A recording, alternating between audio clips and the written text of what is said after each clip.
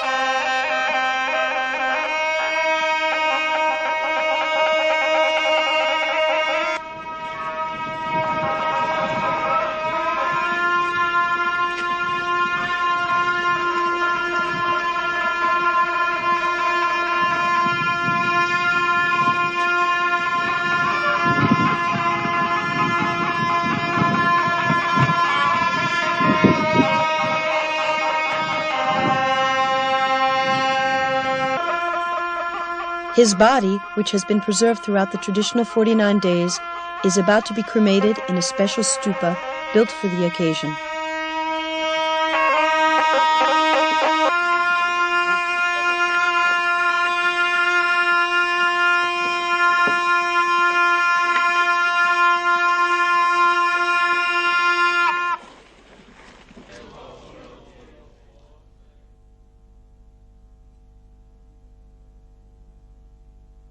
Gendyn Rinpoche was born in 1918 in eastern Tibet, in the district of Nangchen of the province of Kham. His father was a sculptor of mantras. Rinpoche himself usually said, "I don't have a life story. I've drunk tea and eaten sampa." And yet he once told us his story. I was 15 or 16 years old when the 16th Gyalwa Karmapa visited our monastery. At the time, he was still a small child, and the previous Situ Rinpoche accompanied him. Karmapa stayed 3 days in our monastery and gave a crown ceremony with the small black hat, since he couldn't yet wear the large one. He also gave us a Chen Rezi empowerment. Sometime after his visit, I started the 3-year retreat, and after that, I went on a 1-year pilgrimage throughout Tibet, which led me to Tsurphu, the main seat of the Karmapas. Once again, I met the Karmapa and took part in another crown ceremony. From there, I traveled back home to Kham in eastern Tibet and spent about 8 years in solitary retreat. Then the Karmapa visited Nangchen again. A large tent was set up and many people came to see him. Our whole community was there, except for our cooks. 2 of my retreat friends traveled with me, and after our meeting with the Karmapa, we spent several years in the mountains, meditating in complete solitude. There we heard that the Chinese were invading Tibet, and that Karmapa was already staying in Paltsen Jowori on his way to India. We decided immediately to risk fleeing, but on the way we came across the Chinese. I requested help and protection from the 3 jewels, asked them to lead me, because I was determined to escape. Other Tibetans tried to dissuade me, as they were convinced that the Chinese would kill me along with the others. But I was sure that fleeing was the best thing to do, and that the 3 jewels would protect us.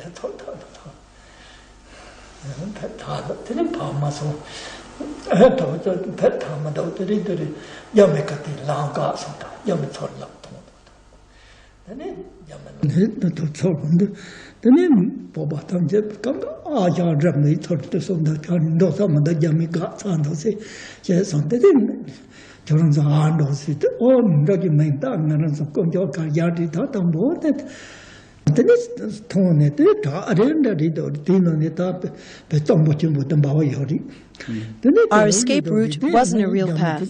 On one side were very steep cliffs, and on the other the Brahmaputra. The Chinese had the entire route under their control. In order not to be seen, we waited until the dead of night had fallen. The Chinese had flashlights, and we came so close to them that we could see the glow of their cigarettes, their steaming teacups, and their guns pointing in our direction. Although our bodies were shaking with fear, we simply prayed to the Three Jewels and went on. It took 2 hours to get through the Chinese lines, and it was certainly due to the blessing of the refuge that they didn't catch us. We were as if invisible. The Tibetans that accompanied me were overwhelmed and very thankful. They thought it was a miracle.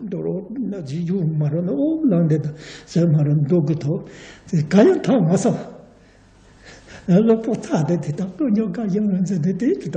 in India, I heard that the Karmapa was already in Rumtek, Sikkim, and together with a friend, I went as quickly as possible to see him. Karmapa wanted to see us immediately, and he blessed us with both hands. One of his servants wanted to send us away, but the Karmapa invited us to stay in Rumtek. He said that his monks would take care of everything we needed. In case of any difficulties, the Karmapa would personally look after us. We could hardly believe what was happening.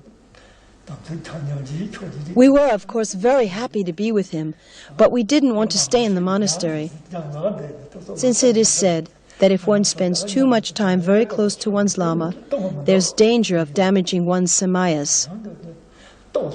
That had never happened to us, and we didn't want such a thing to happen. For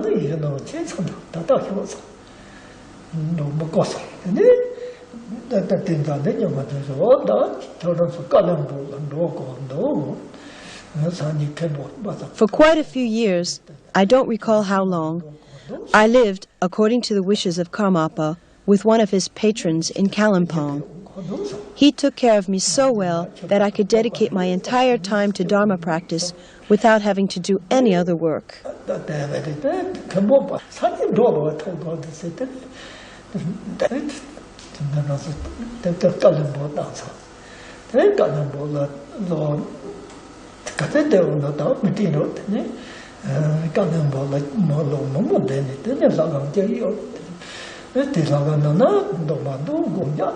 Karmapa then sent me to Bhutan, where the king's mother had just entrusted a temple to him. 2 of us were sent together, and it so happened that I could practice in a retreat place in the vicinity of the king's palace without any other responsibilities, since my friend took care of the necessary rituals in the temple.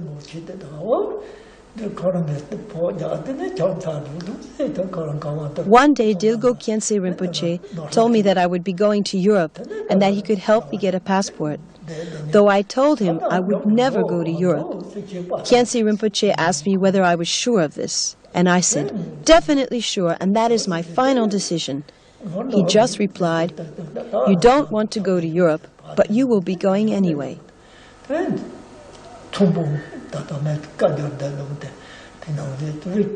Shortly after that, the Karmapa came to Bhutan and invited me for breakfast the next day. He told me that he would be traveling to the West that same year, visiting many countries. He wanted to find out whether there would be an openness for the Buddha's teachings in the West. He said, if the general conditions are there, then you will have to go. You shouldn't protest and insist that you would prefer to stay here. I told the Bhutanese Minister for Internal Affairs that you would need a passport, and he has already begun to take the necessary steps. If I get the impression that the Dharma could flourish in the West, I will then know whether America or France are more suitable. The decision is made, and you shouldn't resist.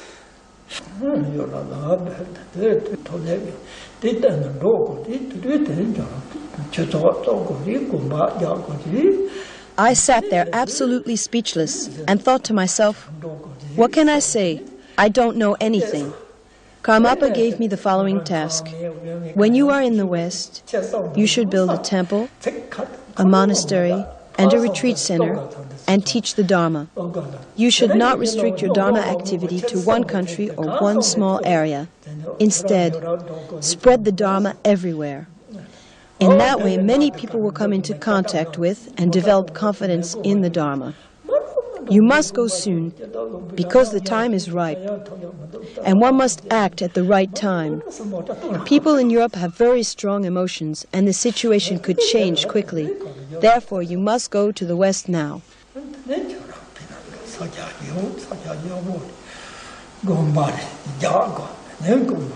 Times will become more difficult.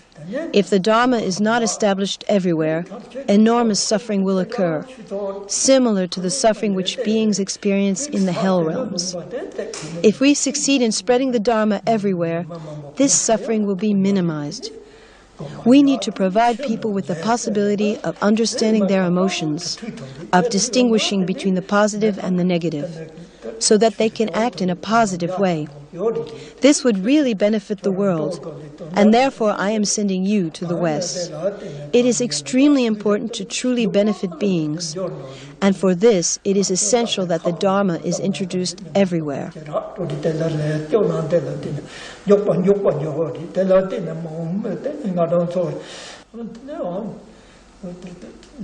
One night the Karmapa sent a monk called Chogyal to pick me up. I told the monk, "Not now, before dawn. One can still see the stars in the sky. It is still night."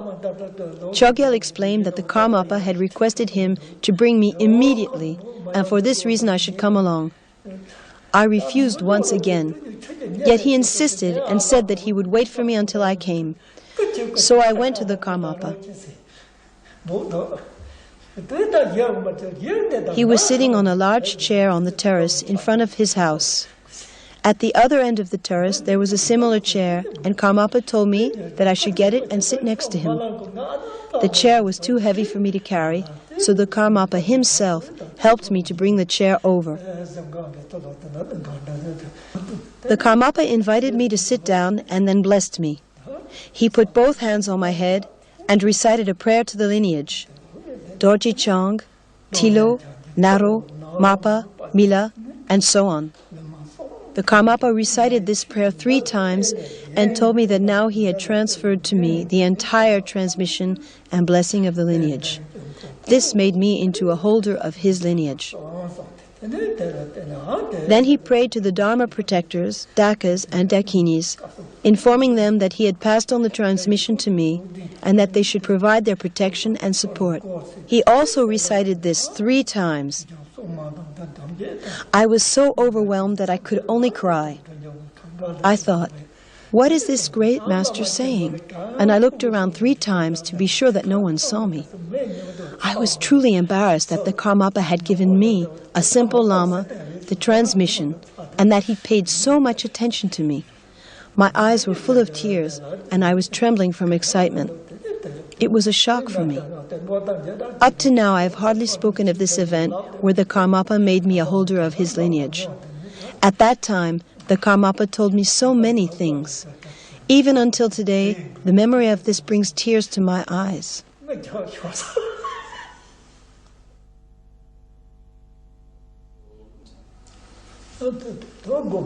Then the Karmapa showed me pictures of all kinds of temples and monasteries, one after another, and told me that I should build something similar in Europe. We sat like this until dawn. The Karmapa advised me on so many things. Then tea was served. The Karmapa also said, "Your abilities to accomplish all this are not from this life, but from previous lives. The 2 of us have been working together for the Dharma during many lifetimes. This is where your present karma comes from. You are like a pioneer for my work. It is your karma to go to the West now. Even if you wanted to attain Buddhahood in this life, it wouldn't be possible. For 2 more lifetimes you will continue to work together with me for the Dharma. Thereafter you don't need to take rebirth anymore, and you will be fully enlightened. I myself will definitely manifest in this world as the Karmapa for another 3 or 4 lifetimes. After that, my activity will spread wider through many manifestations, but without the name Karmapa. Also, you don't need to worry about who will take care of the centers in the future. Shama Rinpoche will be there and look after them. Finally, he told me, you should always decide on your own, and you have my full personal support. You can always refer back to me and say that you were acting on my behalf. I will be there for you to see how you are doing and what you do. You can be certain of my total support. In addition, I will give a letter of authority to take with you. I told the Karmapa that I didn't need this, but he answered, "No, there will be a time when you need this personal written clarification, and it is better if you would take this now." But I said, "I don't need it. If you, as the Karmapa, say that everything will work out, I don't need any written authorization." In fact, later there were difficulties regarding the temple project and the retreat center. At the time, Jamila was together with the Karmapa in America and told him about these troubles in France. Consequently, the Karmapa sent a letter in which he said things should be arranged exactly as Lama Gendyn decides. There should be no further discussions. He wrote that he had given me his full blessing and that people should not have any doubts regarding my decisions. And everything developed very well. Whatever the Karmapa says will be fulfilled. It might be that I have forgotten some of the Karmapa's instructions, but Lamy Gendyna knows them all. You can ask him. He was always with the Karmapa. He lived in his rooms, ate with him. He was always with him, even when he traveled.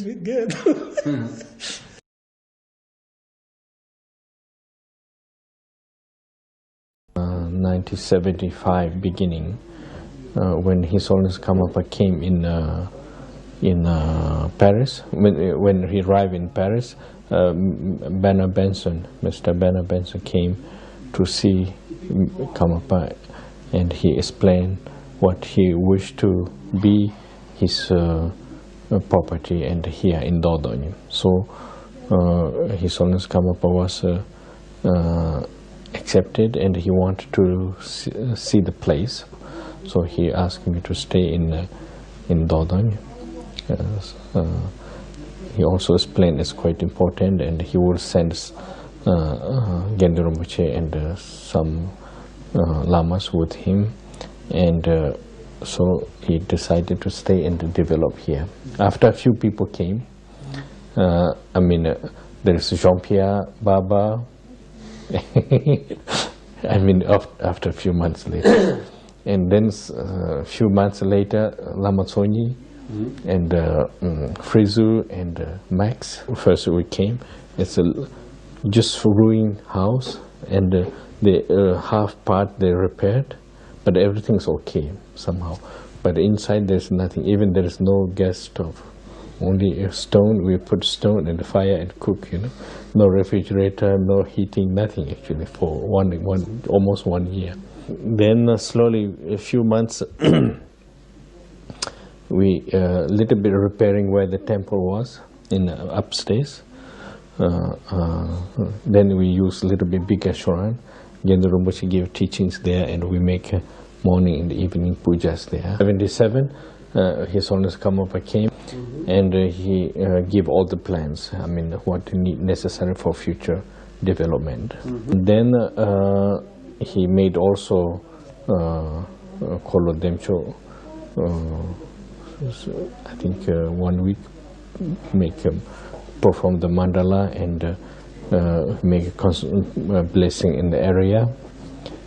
And I think this is from there. Then we started really. Many people knows more understanding, and a lot of people slowly came and then became kind of real center.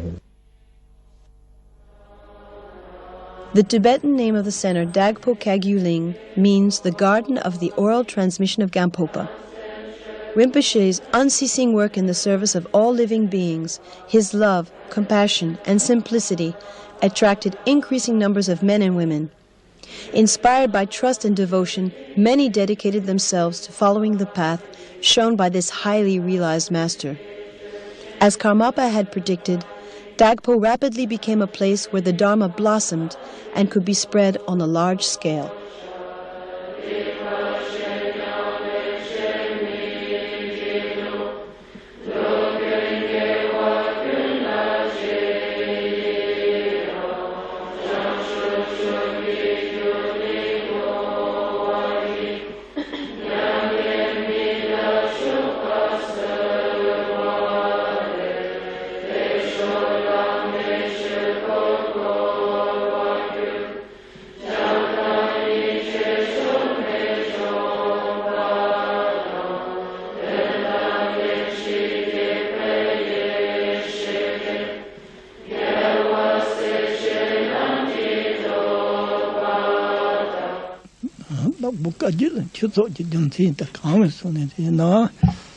His Holiness Karmapa felt that the site of Dagpo was particularly conducive for meditation, study, and the propagation of the Buddha's teachings. He therefore accepted the donation and remarked that in the future a center of considerable influence would be established there, and that it would be a mother center, acting as a seat for his activity in Europe and the West. Under this directive from His Holiness, the center, which is now called Dagpo Kagyu-ling, was founded and continues to develop.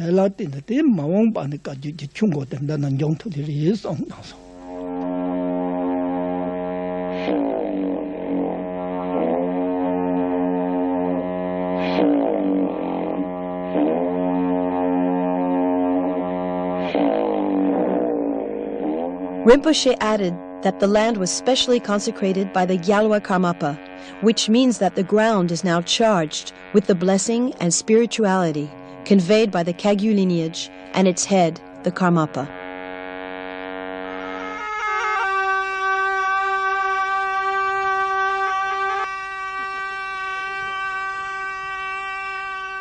On the occasion of the 10th anniversary of Dagpo Kagyu-ling, Sharma Rinpoche, regent of the Karma Kagyu lineage, gave the Bodhisattva vows to a large number of practitioners.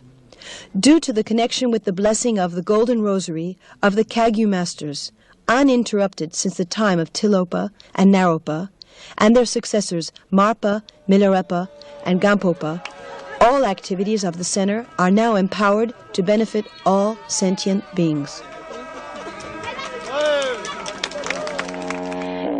In 1984, the creation of a retreat center at Lebost called Dagpo Kondroling, which means the place where everything is liberated, marked the beginning of a new phase. Thierry Charbonneau, the then secretary of Kondroling, tells the story. C'était en janvier 84 exactement. C'est vrai que j'ai eu la chance d'arriver avec toute la nouvelle équipe. Ça a été une petite aventure. It was in January 84. It's true that I was lucky to arrive with the first retreat group. Complètement vide. On a campé pendant des mois jusqu'à la rentrée de retraite. Pour faire les premiers travaux, it was a real adventure because we arrived in this small house in the Auvergne that we weren't familiar with and which was completely empty. We camped in this empty house for 3 months until the beginning of the retreat. The work started with setting up the small temples. We then put up the fencing because it's important for a retreat to have an enclosure. In the end, Rinpoche lent us 50,000 francs, his entire savings at the time. But actually it became a gift, as we didn't give that much back to him. Then came a moment when we had completely run out of money. We went to see Rinpoche and asked him, "Rinpoche, we have almost spent the money for the next month. What should we do?" Rinpoche said, "Take whatever little remains and build a stupa." We were quite surprised because we thought he was going to give us a solution to find some money, and instead he told us to spend the little we had. He said, "If one lacks money, it is because one hasn't been generous enough." And that's how the construction of the stupa at Lebost got underway. Right from the moment that the stupa was built, as if by magic, donations started to arrive. It attracted people who had seen the stupa in our magazine, The Tendril, and who had just decided to come and give their support. And so, in fact, the situation improved a little bit. Afterwards, there was the coming out of the retreats, and then we needed to expand for the next retreat to start. Due to the growing number of people wishing to do the 3-year retreat under his spiritual guidance, Gendyn Rinpoche had the existing retreat centers enlarged and new ones constructed. Today, there are approximately 120 men and women retreatants, several of whom have embarked on long retreats of 12 years or more. In this way, the most profound teachings of the Vajrayana path, the 6 yogas of Naropa and Mahamudra, are transmitted and practiced under the purest possible conditions.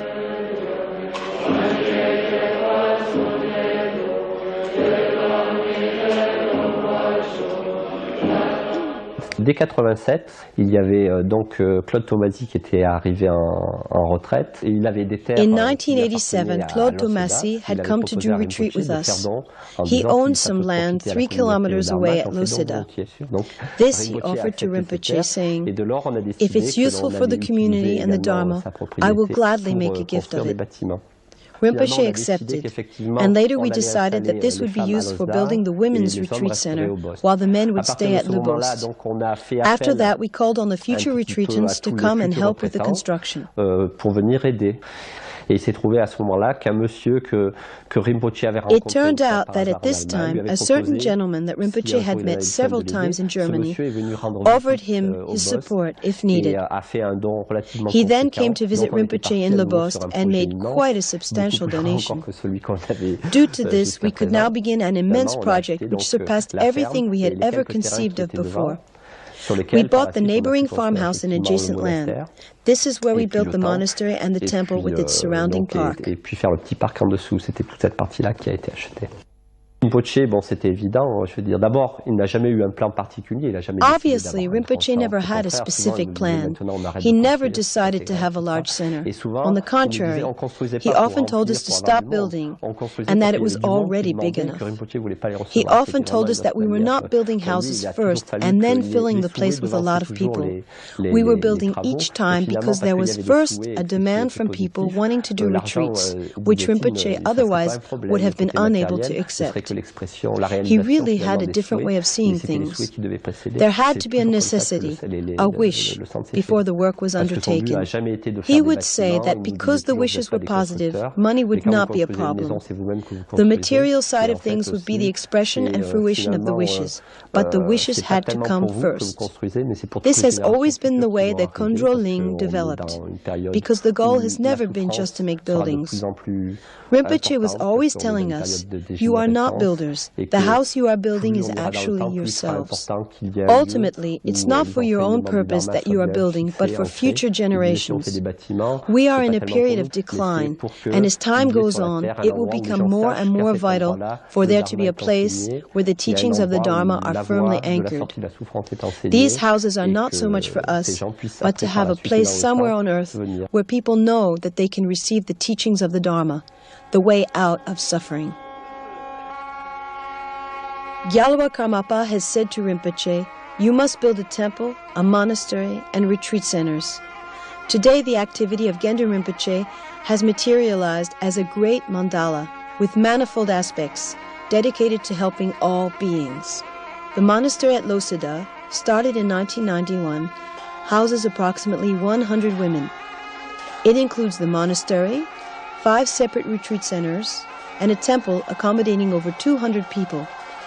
At the entranceway is a stupa representing the mind of all Buddhas, which was consecrated in November 1995. Le Bost, the equivalent for men, has the same structure. Alternating meditation and activity, about 100 monks and retreatants are living here, all of them following the example of Gendyn Rinpoche. Both monasteries also offer visitors the possibility to practice in retreat conditions under the guidance of lamas.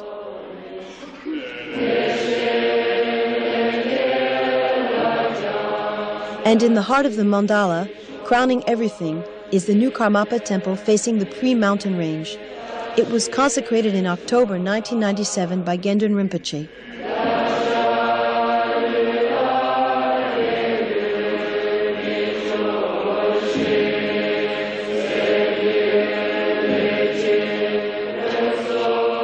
The activity of Gendyn Rinpoche has spread well beyond the limits of Dagpo Kagyu-ling, Le Bost, and Losida. Retreat centers for lay people and Dharma centers have arisen in France and all over Europe. These include Dagpo Dedro-ling and Dagpo Dargyo-ling in Dordogne, Kundrol Punsak-ling at Jagendorf in Bavaria, Rigdro-ling in Greece, and many town centers throughout Europe. In these meditation and practice centers, lamas trained by Rinpoche take turns to give Dharma teachings.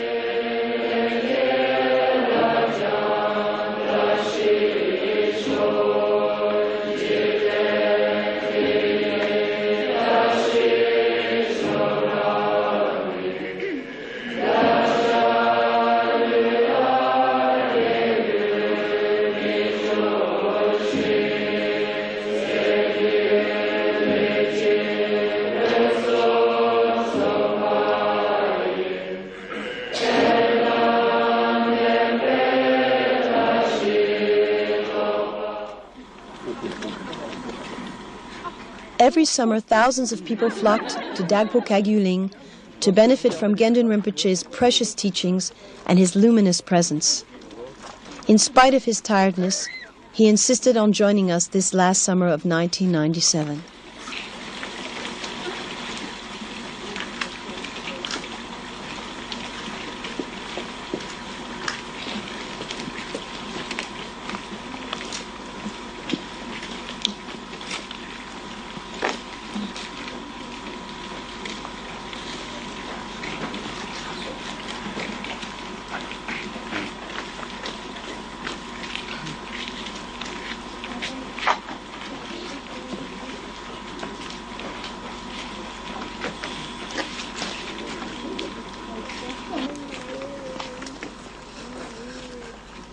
With great fervor and devotion, practitioners from all over Europe came together to develop their practice by deepening their connection between Lama Gendyn and themselves.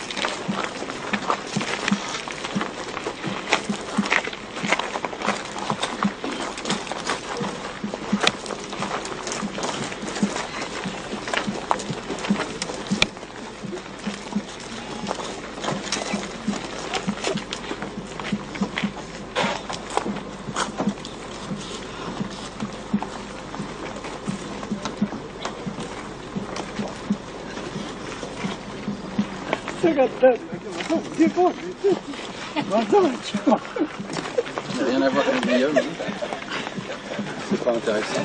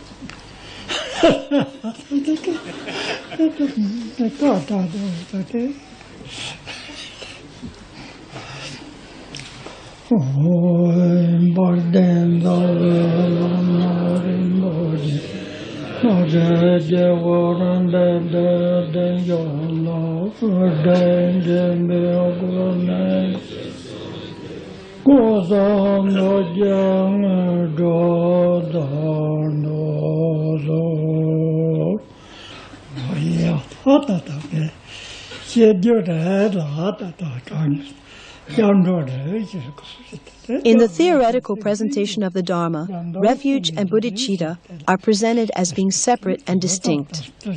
However, a bodhisattva, already when taking refuge, does so with an awareness of the ignorance of all beings and with a desire to bring to an end the suffering caused by this ignorance. We ask ourselves, what is the best protection one can offer to others? This is the refuge in the three jewels, Buddha, Dharma, and Sangha. And so we have the wish that it will actually be ourselves who will provide this protection for other beings. This is why we have the desire to attain enlightenment as quickly as possible in order to be able to protect them from their suffering and to liberate them.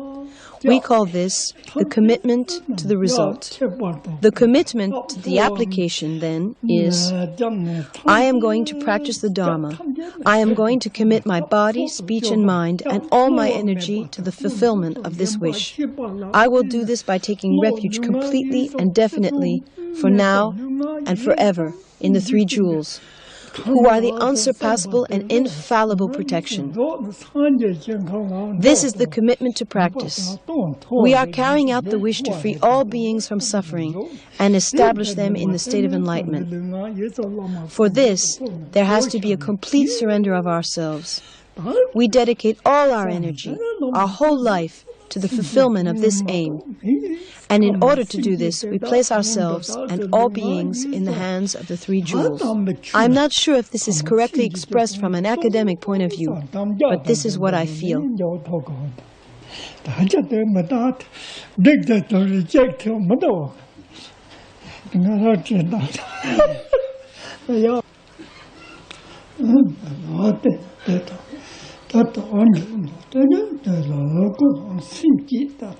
Suppose there are two people who both wish to plant a tree.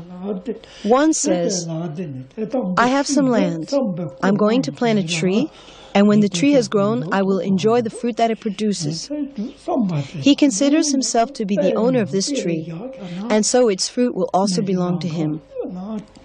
The other man plants the same type of tree, but with the intention, when this tree has grown and is bearing fruit, I would like everyone who passes by to take and enjoy its fruit. I have absolutely no feeling that this tree belongs only to me. The results will be different because the initial motivations are different.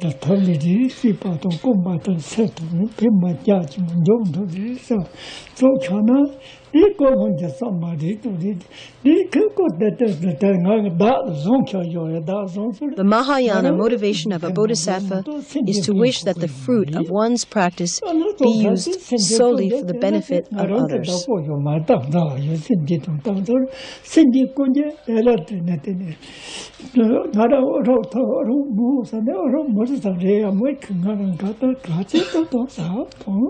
Our whole spiritual progress depends upon the extent to which we open our minds. In other words, if we really give birth to this bodhisattva motivation, our spiritual practice will become something extremely vast, with immense results. When this motivation to practice the Buddha's teachings for the good of all beings is sincere and heartfelt, it is the source of an immense joy. It completely fills us with this joy, aspiration, and enthusiasm. When we dedicate ourselves to the practice in this way, then this commitment will not be mere words, but a profound truth, born out of this joy.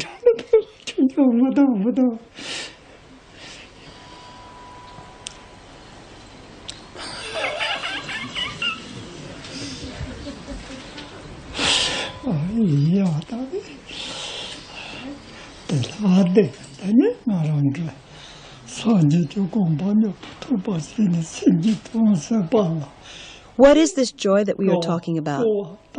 It is what makes us aware that in actual fact, our life is not hopeless and filled with despair.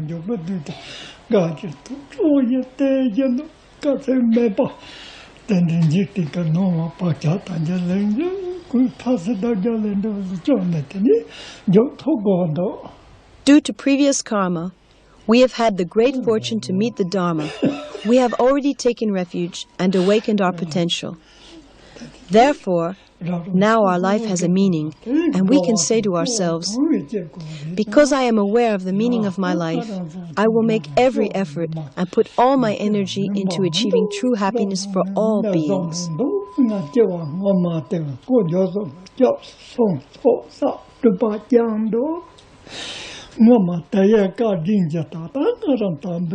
We feel carried along by a joy, creating great energy, and infinite capacity to commit ourselves to the spiritual path until we obtain its fruit. We renew this commitment constantly without getting sidetracked by doubts such as, am I really capable of doing this practice? Am I going to see it through to the end? Not giving in any more to this constant self-interrogation. Instead, the practice takes place naturally. It becomes a spontaneous fulfillment of the joy which is already within us. The more we are conscious of this joy, the more we become aware that it arises from the goodness of the Dharma. The more this awareness develops, the more joy increases, becoming limitless. We become more and more taken over by it, more and more luminous, more and more radiant with happiness. This inner luminosity eliminates all our veils, neurotic behavior, and previous negativities. The practice then becomes something easy and natural, developing on its own. We don't have to force ourselves and make a great effort. The practice develops without effort, carried by this joy, which is like a great fire that increases in strength, and which we can no longer contain. It burns by itself and consumes everything. There is no longer any room for sadness, laziness, doubt, or self-interrogation. On the contrary, there is confidence and a growing faith. This clarity and increasing luminosity within has the power to destroy all negative habits, inner tendencies, and doubts. The commitment to the practice then becomes self-evident and natural.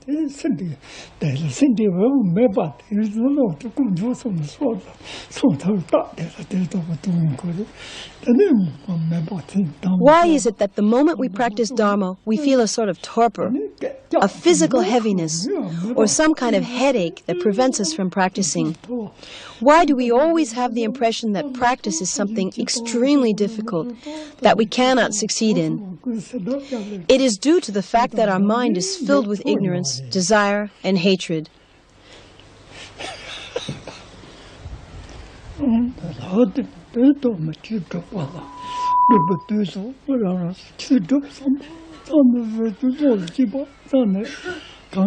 These emotions make us constantly turn in circles. We are prisoners of these emotions, always tense and engaged in endless self-inquiry about our ability to practice. We feel that we are unable to give birth to true devotion, and this is because we keep telling ourselves, I must be good, I want to succeed, I have to make it. We are so preoccupied with ourselves that we can't even manage to pronounce one single mantra. This is because we are always obsessed by our self-image and the desire to obtain some result for ourselves or to become a better person. It is the attachment to ourselves that creates all this difficulty.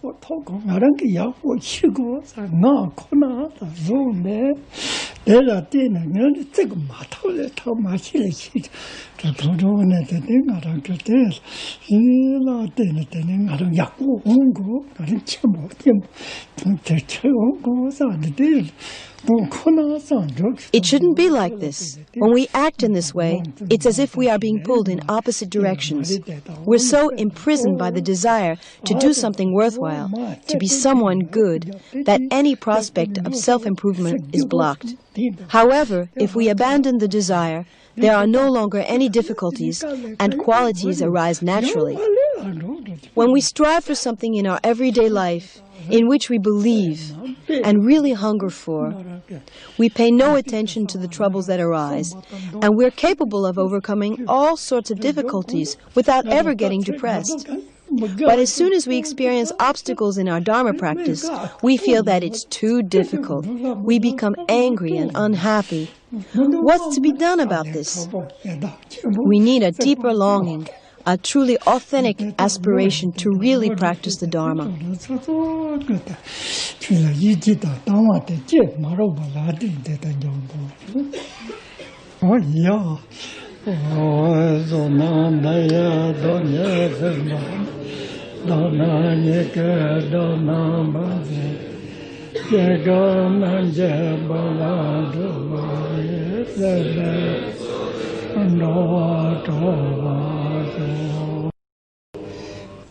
The vocabulary center is really very good, a highly big way developed. But develop outside is not important, But most important is Dharma teaching. But in the European countries, I see here is Tendam, the noble Dharma teaching is going on, not artificial. The real, the meaning and the essence of teaching is going on here. I was, really impressed, fully satisfied. It carries a lot of meaning when I say no artificial. Here, the real essence of Dharma is here. Lamy Gendyna Rinpoche constantly went into meditation for whole life, so he is highly realized. So that's why we all respect him as the lineage, Mahamudra lineage holder, Naropa 6 Yoga lineage holder. Then in our the history of Kamakaju lineage holder only can be the one who is passing the transmission to Karmapa. Yeah. So right now we will think about it, but he is one of the very great Siddha of Kamakaju, you know.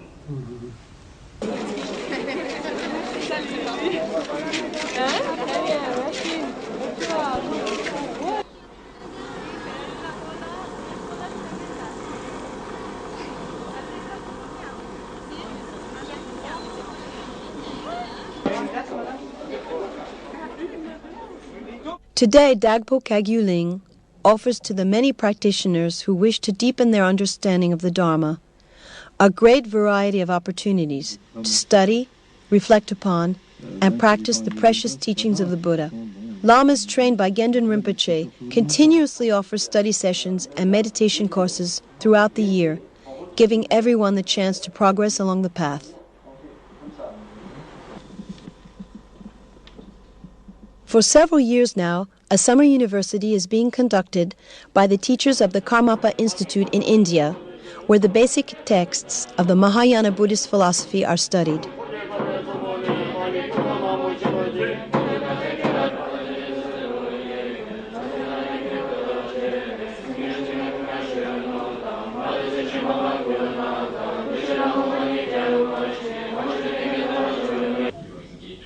Furthermore, great masters of the Kagyu tradition come here on a regular basis to give teachings in this center, which is to develop even more in order to fulfill its purpose as the European seat of the Karmapa.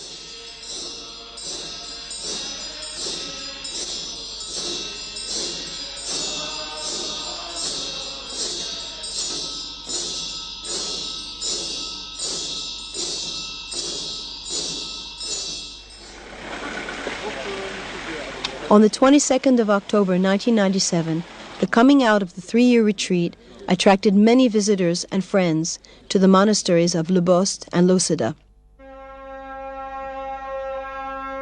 In the morning, the lamas in charge of the retreats took down the protection panels.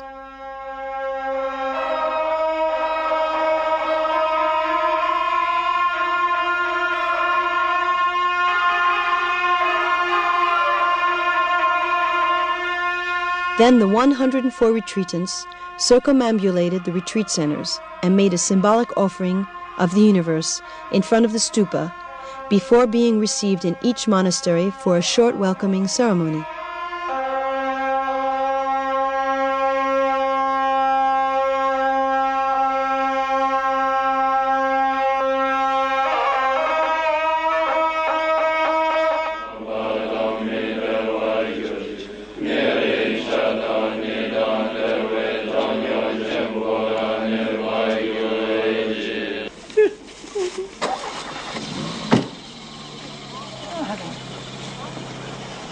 Gendyn Rinpoche then came to the Karmapa temple to welcome them. Looking at the 1,000 Buddhas, he contemplated the work that had been accomplished since his arrival in France in 1975, of which the temple is the crowning achievement.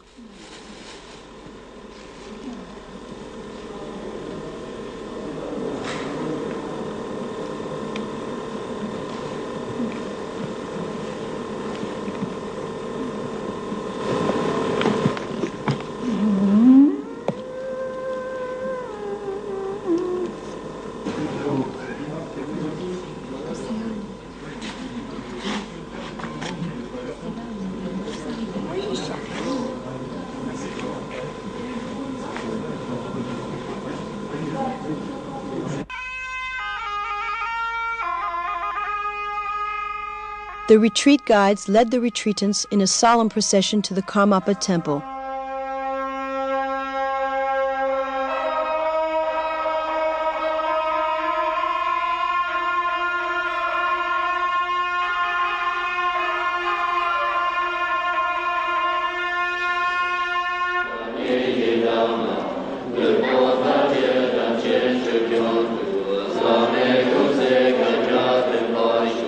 Lome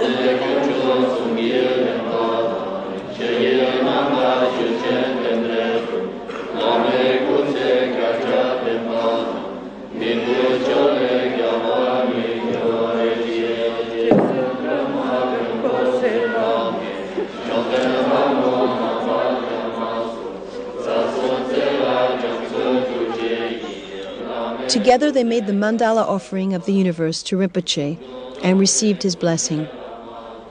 Gendyn Rinpoche seemed extraordinarily serious and deeply concentrated, as if intensely communicating what he knew would be his last teaching among us. This ceremony was actually to be his last public appearance.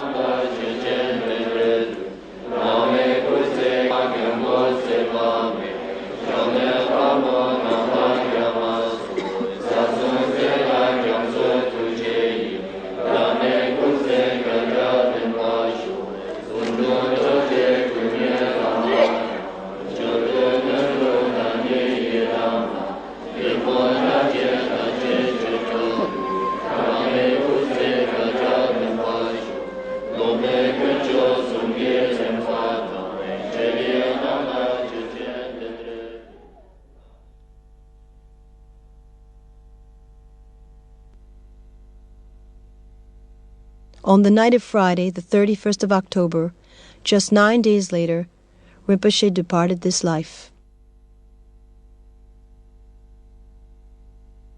For 2.5 days, Rinpoche rested in Tukdam, which is the meditation practiced by great masters at the moment of death.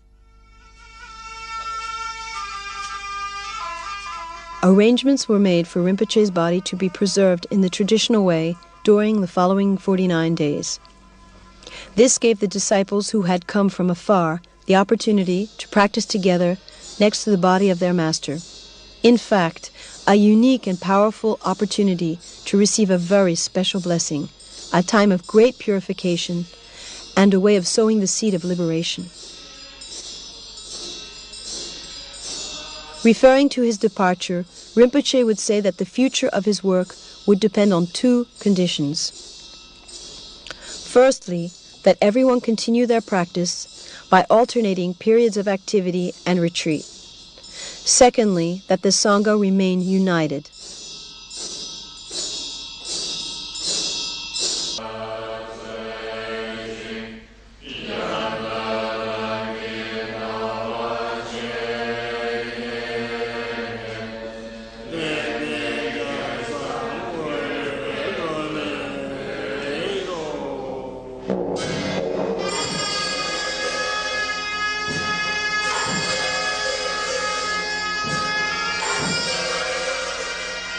During the 49 days preceding the cremation of Rinpoche's body, a cremation stupa was built in front of the Karmapa temple, and his coffin was decorated according to tradition. At the same time, several rituals took place in the temples at Loseda and Lebost. Among them, Che, Amitabha, Korlo Demcho, Milarepa, and Gyalwa Gyamtso.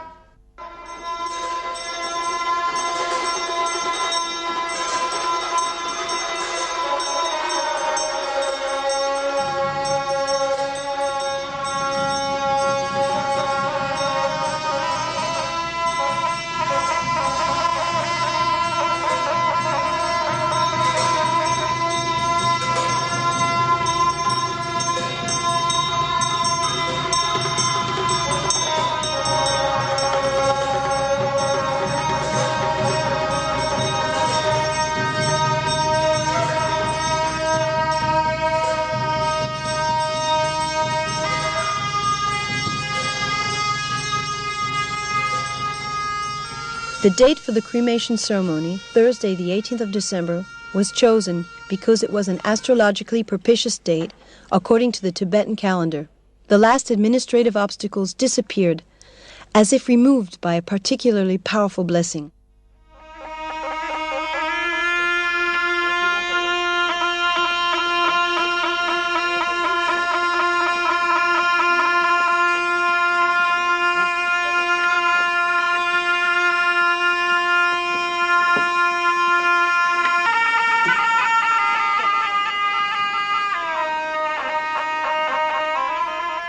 The morning of the chosen day, after some traditional rituals performed by the Sangha, Rinpoche's body was lowered into the heart of the stupa.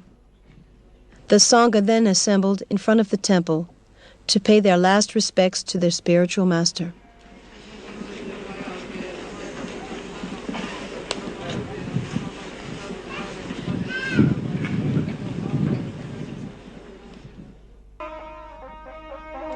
Kanzi Shama Rinpoche, regent of the Karmapa, came in person to preside over the ceremony, which concluded the cycle of practices carried out during the 49 days.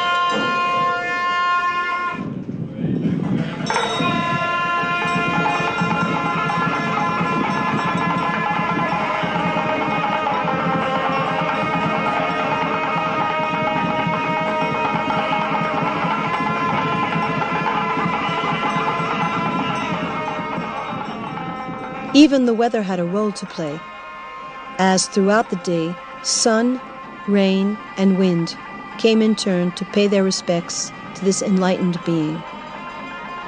3 fire offering pujas were performed simultaneously, during which the cremation of Rinpoche's kudong took place.